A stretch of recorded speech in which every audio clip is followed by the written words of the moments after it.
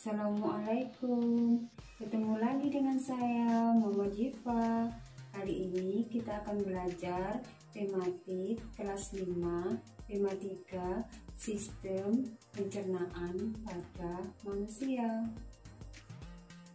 Sistem pencernaan manusia adalah sistem yang membantu dalam proses mencerna makanan untuk menghasilkan energi bagi seluruh anggota tubuh.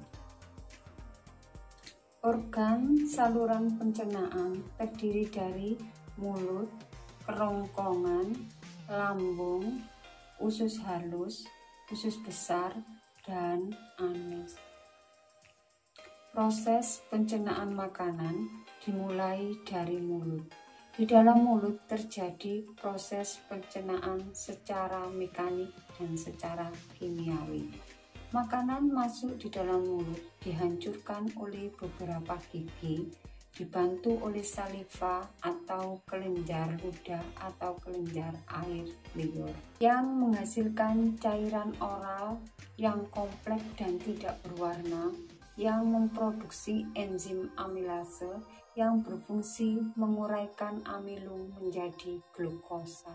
Selanjutnya, makanan didorong masuk ke kerongkongan atau esofagus melewati faring yang terdapat epiglotis yang dapat membuka dan menutup.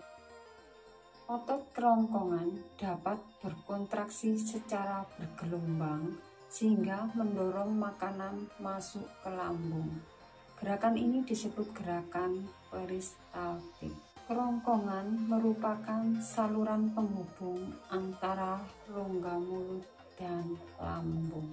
Kemudian, makanan masuk ke lambung atau ventriculus. Di dalam lambung terjadi proses mengaduk-aduk makanan. Dinding lambung mengandung sel-sel kelenjar pencernaan yang menghasilkan getah lambung. Getah lambung mengandung asam klorida yang dapat membunuh kuman penyakit atau bakteri pada makanan dan mengaktifkan pepsinogen menjadi pepsin. Makanan sedikit demi sedikit dilepaskan melalui otot pylori sphincter. Selanjutnya, makanan masuk ke usus halus atau intestinum.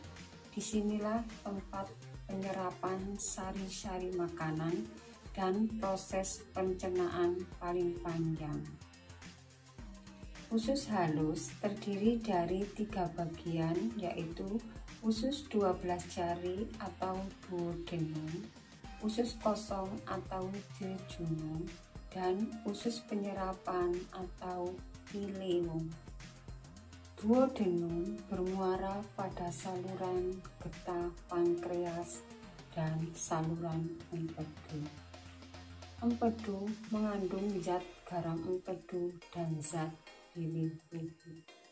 Makanan yang telah dicerna diserap di dalam darah. Pada dinding usus penyerapan atau ileum terdapat villi atau junjur-junjur usus yang berfungsi memperluas daerah penyerapan sehingga sari-sari makanan dapat diserap lebih banyak dan cepat. Dinding-dinding villi mengandung kapiler darah dan kapiler limfo. Glukosa, asam amino, vitamin, dan mineral setelah diserap oleh usus halus kemudian akan dibawa oleh darah melalui pembuluh purna hepat ke hati, dari hati ke jantung, dan diedarkan ke seluruh tubuh bersamaan dengan sel-sel darah merah. Sari-sari makanan yang mengandung nutrisi disebarkan ke seluruh tubuh dan akan menjadi energi bagi tubuh. Makanan yang tidak dicerna oleh usus halus seperti selulosa bersama lendir akan menuju ke usus besar atau kolon. Di dalam usus besar terdapat bakteri Escherichia coli yang dapat membantu proses pembusukan makanan menjadi feses. Dalam usus besar, feses didorong dengan teratur dan lamban oleh gerakan peristaltik menuju rektum.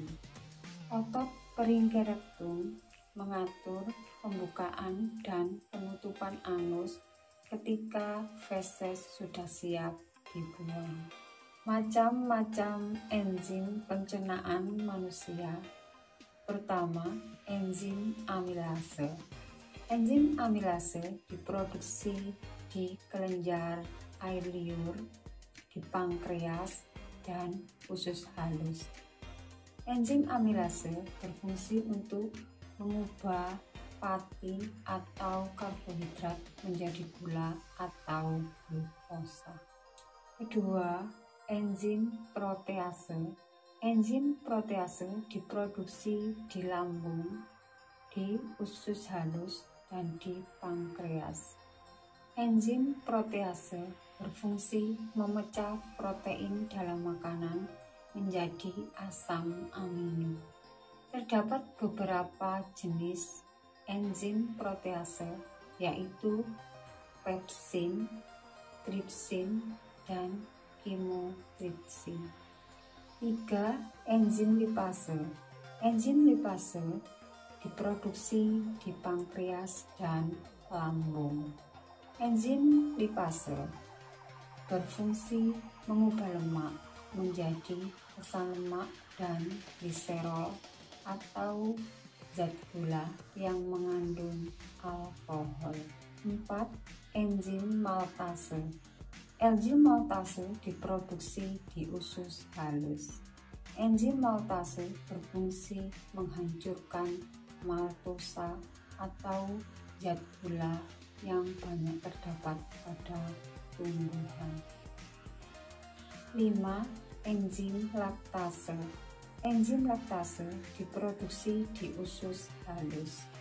Enzim laktase berfungsi untuk memecahkan laktosa atau gula yang ditemukan pada susu. 6. Enzim sukrase. Enzim sukrase diproduksi di usus halus. Enzim sukrase berfungsi memecah sukrosa menjadi gula sederhana seperti fruktosa dan glukosa.